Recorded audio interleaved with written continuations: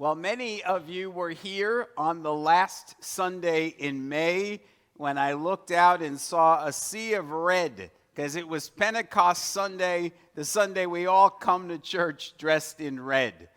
And since that Sunday, we have been in this season after Pentecost. Today is the 26th Sunday after Pentecost. It's a very long season, but this is the very last Sunday of that season. Next Sunday is the first Sunday in Advent, which is the next liturgical season on the Christian church calendar. Now, this church calendar that we follow is very old. It was established at the Council of Nicaea in 325 AD. So it's more than 1,700 years old. And at this council, they established the calendar, the dates for Advent and Christmas and Epiphany, and for Lent and Easter and Palm Sunday and all those feast days. Some of the dates on the calendar are fixed dates, like Christmas is always December 25th. But some, like Easter, change. Easter, as I've shared before, is based on the spring equinox. Today, on the Christian church calendar, we are celebrating a special feast day, the Feast of Christ the King. Some call it Reign of Christ Sunday. This Sunday is always celebrated, the Sunday right before Advent. But this Sunday was not created back at the Council of Nicaea 1,700 years ago.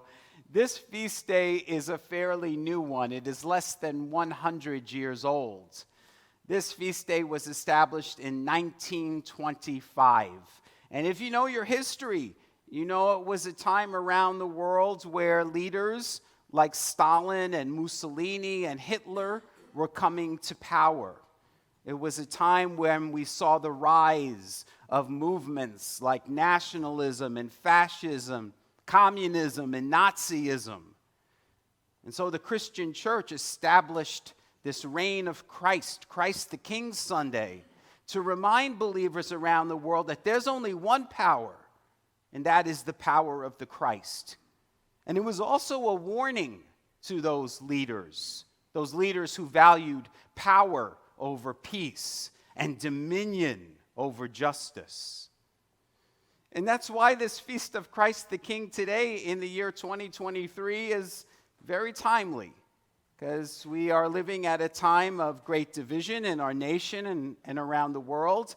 And we're also seeing the rise, once again, of nationalism and fascism here in our country and around the world.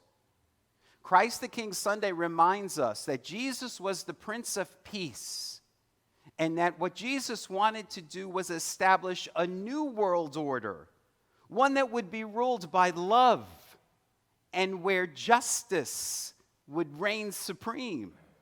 So Jesus said that he was bringing about a new kingdom, one in which the last would be first, where the least of these would be the most important, where the stranger would be welcome, where the lowly would be lifted up high, where the captives would be set free. And that's in direct opposition to how worldly kingdoms are built. Worldly kingdoms are built on wealth and power and on oppression.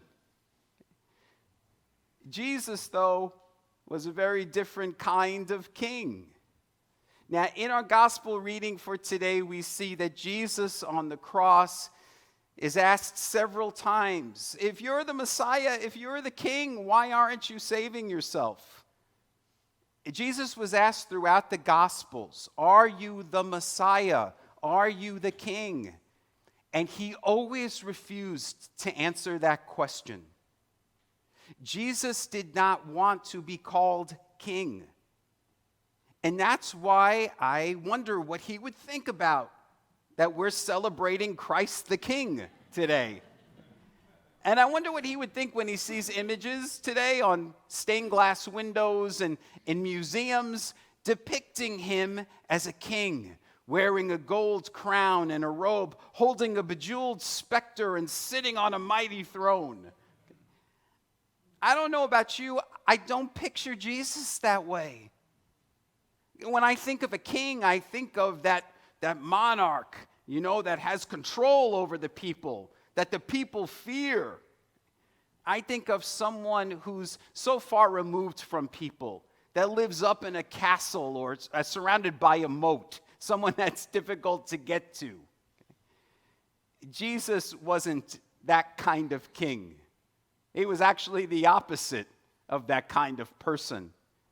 Many of you were here last year when we had the great pleasure of having the popular Christian writer John Pavlovitz speak here at our church.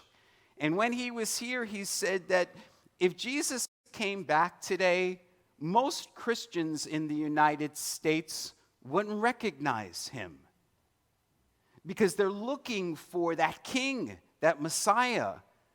But he said that Jesus was a poor, dark-skinned, Middle Eastern refugee who spoke Aramaic. And he was a countercultural revolutionist who was leading this movement that was against the religious and political authorities. When he was here last year, John Pavlovitz said this. He said, Jesus was a progressive. He started a revolutionary underground movement. He championed the poor and he opposed the powerful. He freely gave food to the hungry and care to the sick.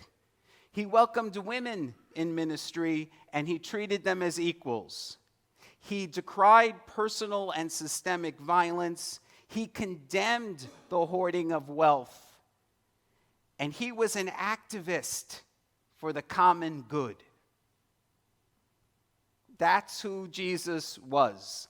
And my friends, if we truly are to call ourselves Christians, followers of his way, then we have to continue his work of building that kingdom, or as we say in the progressive church, the kingdom. Because we're taking away that image of monarchy, of kingdom. And we're using the word kingdom because all of us are kin. We need to see ourselves as siblings of one another. We need to understand our oneness with one another. That's the world Jesus is calling us to build, that world of oneness. And so today's feast day is not a coronation of Jesus. I think Jesus would be so repulsed by that idea. Today we are celebrating the reign of Christ.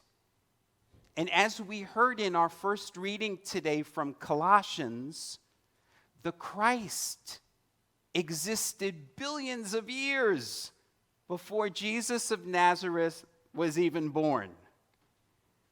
We heard in our words of integration and guidance this morning about the work of Father Richard Rohr and his Cosmic Christ. Jeremy's going to be speaking at the first week of December about the Universal Christ, Richard Rohr's book, which you'll find in our Friendship Hall. In that book, Richard Rohr reminds us that the firstborn of all creation was the Christ. When God birthed everything into existence 14.5 billion years ago at the Big Bang, there was the Christ. That's what we're celebrating today, that Christ. We're not putting a crown on Jesus of Nazareth. We're celebrating the power of the Christ. What is that? It's that light, that love, that power, and that presence that was there at the beginning of creation and is still with us and within us today. And so, my friends, on this Reign of Christ Sunday, let us connect more fully each and every day with that power, that presence, that light, and that life that is within us. And may we be people who are ruled by love. And may justice and peace reign in our land. Namaste. Hello everybody, this is Sal Sapienza, and I'm so excited to share with all of you that I've written a brand new book. The book is called Childish Thinking: How the Church Keeps Us Stuck in Sunday School. Now, the title Childish Thinking comes from Christian scripture, where we hear that if we wish to grow in spiritual understanding, then we must let go of childish ways of thinking. And yet so many Christians today, even after years of Bible study and Sunday services, still have a very elementary understanding of their faith. They still understand God as some old man with a long gray beard. They think heaven is a place up in the clouds with pearly gates, that the devil is some red guy with horns and a pitchfork, and that hell is a fiery place below the earth. Those are things that we tell children. None of those descriptions appear anywhere in the Bible. And so in Childish Thinking, I try to dispel many of those misnomers, and I explore topics such as God, Jesus, heaven, hell, sin, prayer, and resurrection from the higher perspectives of ancient Christian mystics and contemporary progressive theologians. After each chapter, there are prayers for quiet contemplation and questions for personal reflection and journal writing. Come learn how you can let go of old ways of thinking and begin to see things with new eyes. Come and learn how you can finally graduate from Sunday school. The book is available now on Amazon, and you can read the entire introduction at childishthinking.faith.